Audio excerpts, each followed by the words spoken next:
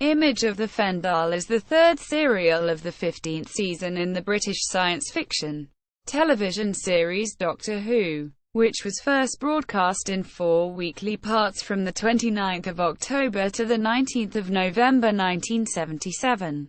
Plot: in a priory near the village of Fetchborough, 4 scientists, Adam Colby, Max Stale, Thea Ransom and Dr. Fendahl, are doing tests on a human skull they found in Kenya, apparently 12 million years old, when Dr. Fendahl starts using a sonic time scan, trying to get an image of the owner of the skull.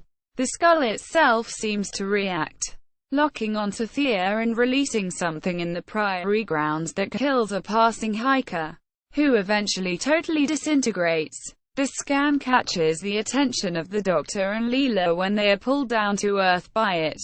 The Doctor and Leela set off to find it before it creates a continuum implosion and destroys the planet. They separate and Leela finds the cottage of Ma Tyler, a local, modern-day witch gifted with psychic powers.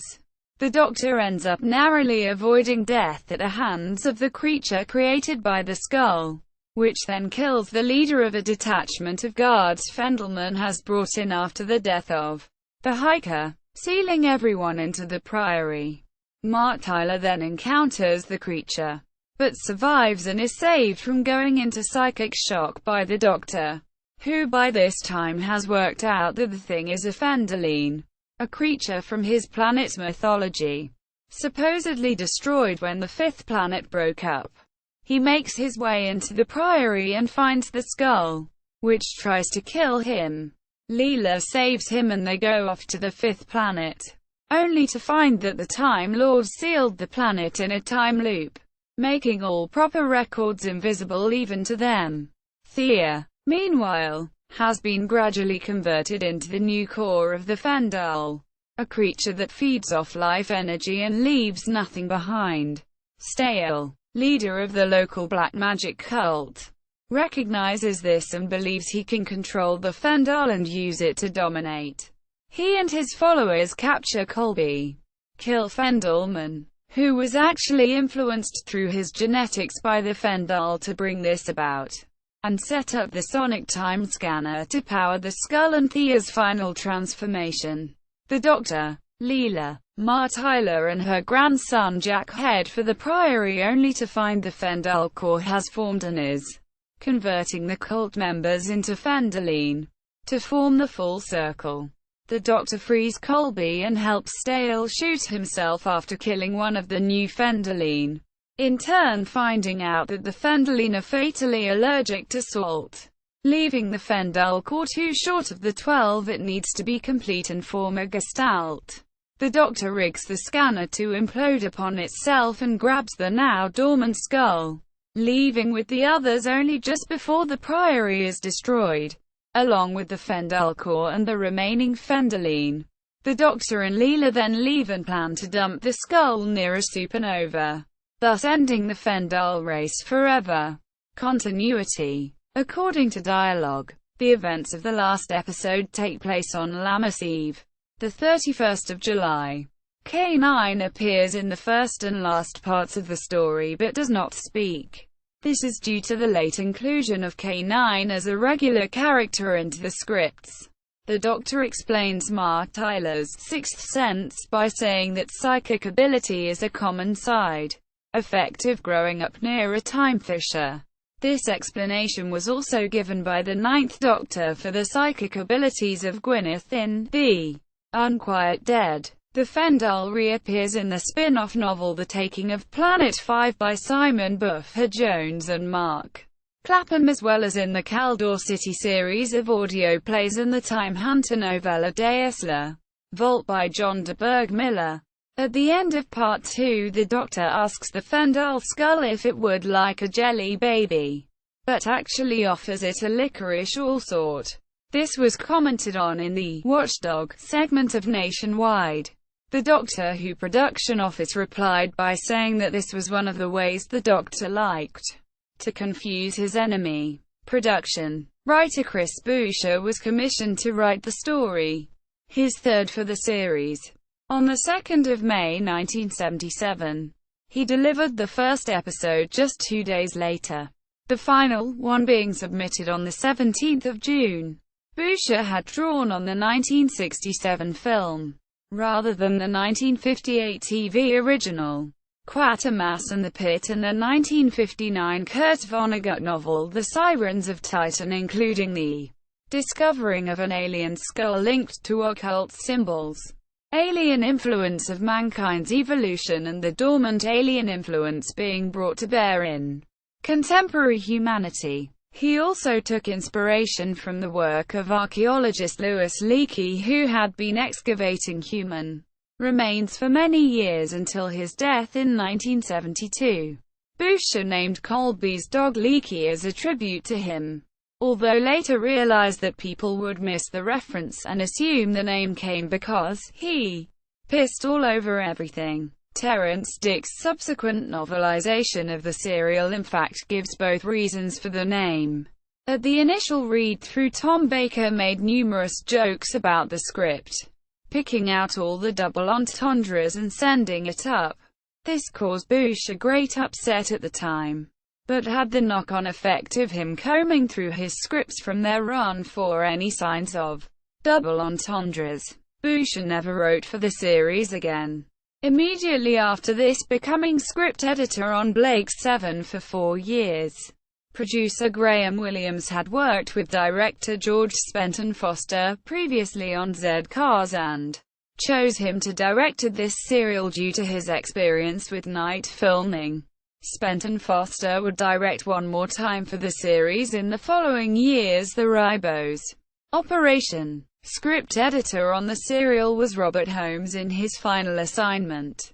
During the work, he was trailed by incoming editor Anthony Reed, who would subsequently take up the role solely for the next story in production order, Underworld. The following transmitted story, The Sunmakers, having been recorded before Image of the Fendahl.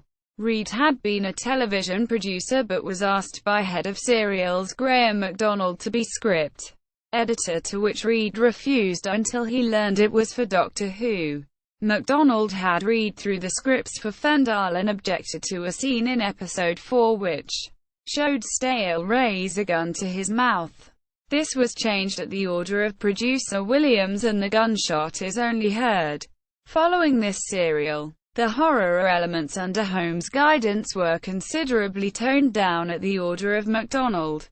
The exterior scenes were shot on the Stargroves estate in Hampshire, which was owned by Mick Jagger.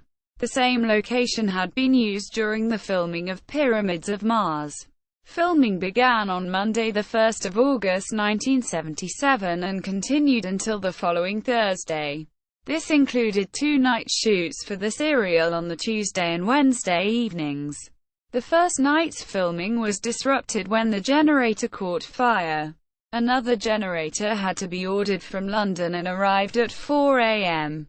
Filming at the estate had only been agreed on the 26th of July, less than a week before filming began, with the instruction, as had been the case with Pyramids of Mars, that no effects or explosions were to be undertaken given that the property was a Grade 2 listed building. 2 days after filming was completed, Tom Baker and Louise Jameson attended the world's first ever Doctor Who convention in London. Following rehearsals, studio recording for the serial began on Saturday, 20th of August and was completed on 6 September 1977. Wanda Ventham, playing Thea, had previously appeared in The Faceless Ones, and would subsequently appear in Time and the Rani. Her 3 appearances were each 10 years apart: 1967, 1977 and 1987.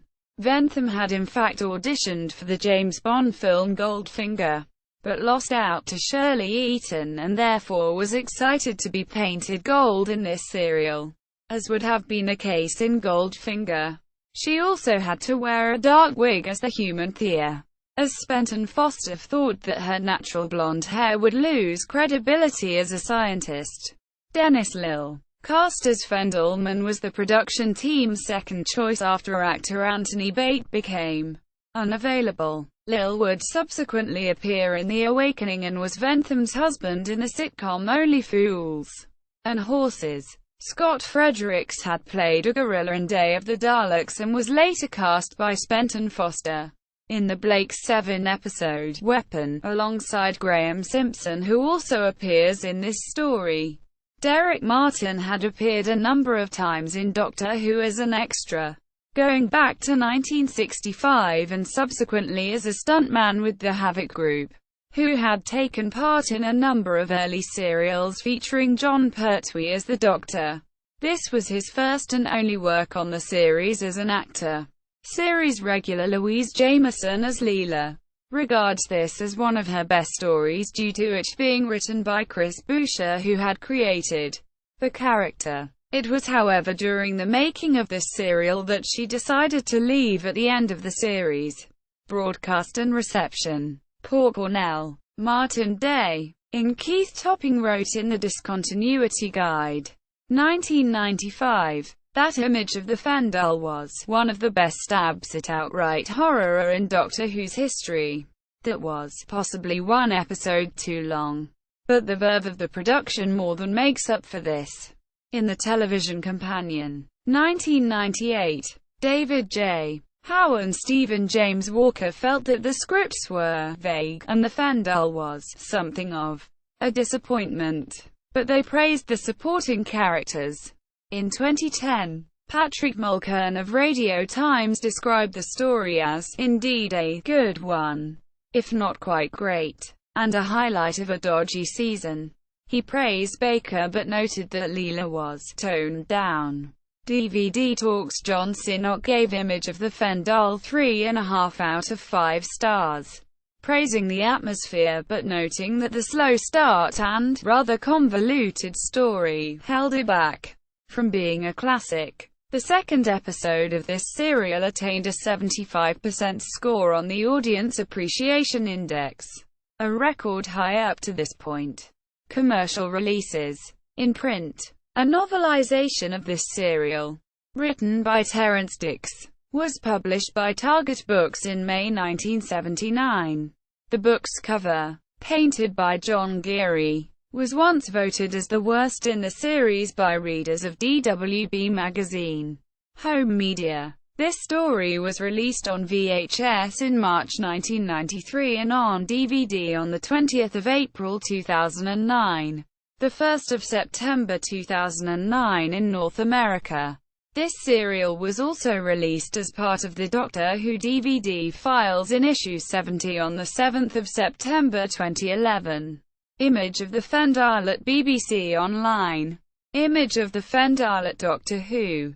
A Brief History of Time Travel. Image of the Fendahl at the Doctor Who Reference Guide. Reviews. Image of the Fendahl reviews at Outpost Gallifrey. Image of the Fendahl reviews at the Doctor Who Ratings Guide. Target novelization. Doctor Who and the Image of the Fendahl reviews at the Doctor Who Ratings Guide. On Target. Doctor Who and the Image of the Fendahl.